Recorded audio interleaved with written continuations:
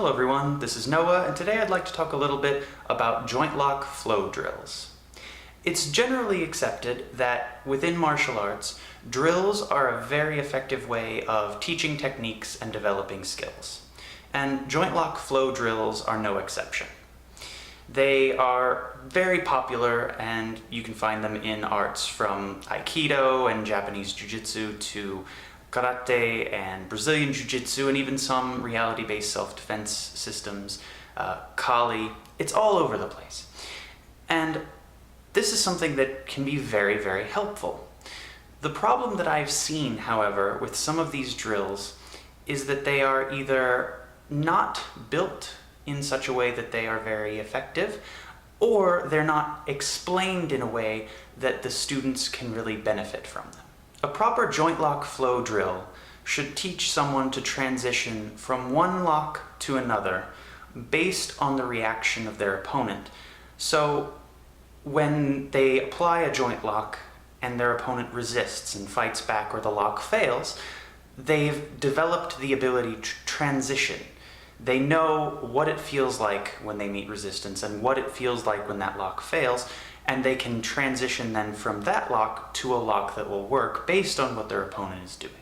This is something that is lost when drills are put together in such a way that they teach only how to transition from one position to another, with no regard being given to what the opponent is doing. Sometimes this is done intentionally, and the idea behind it is simply to teach the student how to move from one position to another. But sometimes it's simply not explained, and the intention may be for the student to feel the resistance and react appropriately. If it's never explained, you end up with students going through the motions of the drill, but they're not ever actually encountering the resistance that they're supposed to from their partner. Maybe their partner doesn't know they're supposed to resist, and so they don't. Or maybe they do, but their reaction time isn't quite where it needs to be, and so they don't react quickly enough. And the person doing the lock flow drill just continues on regardless of what the partner is doing. In reality, if your opponent doesn't resist your joint lock, then it's working, and there's no real reason for you to move on from that joint lock to another one. You may use that lock to take them down, you may use it to facilitate striking, you may just break the joint and move on. But there's no real need, if they aren't resisting and the lock is working, for you to transition from one lock to another. The whole reason that you would need to transition from one lock to another is if it's not working. And if we're going to be doing joint lock flow drills, it only makes sense for that to be incorporated in our training. We don't want to do a drill that goes through the motions and goes from one position to another position to another position for no real reason at all, just to go through the motions. It should reflect reality in some fashion. Now, of course, we know that a joint lock flow drill is not something that you will ever apply in its entirety in a real situation.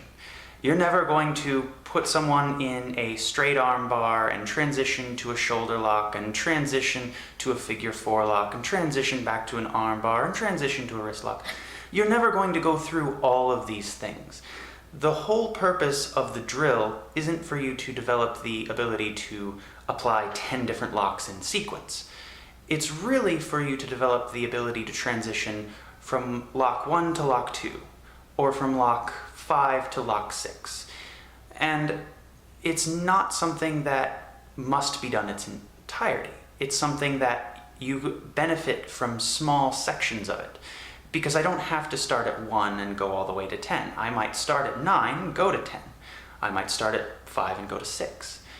But the drill is all done at once because it saves time, it's more efficient. But again, we only get this benefit if we train those joint lock flow drills appropriately, and we train to not only resist when it's our turn to resist, but to react appropriately to that resistance and transition when we are supposed to. If we are just going from one straight into another, we're not getting that feedback.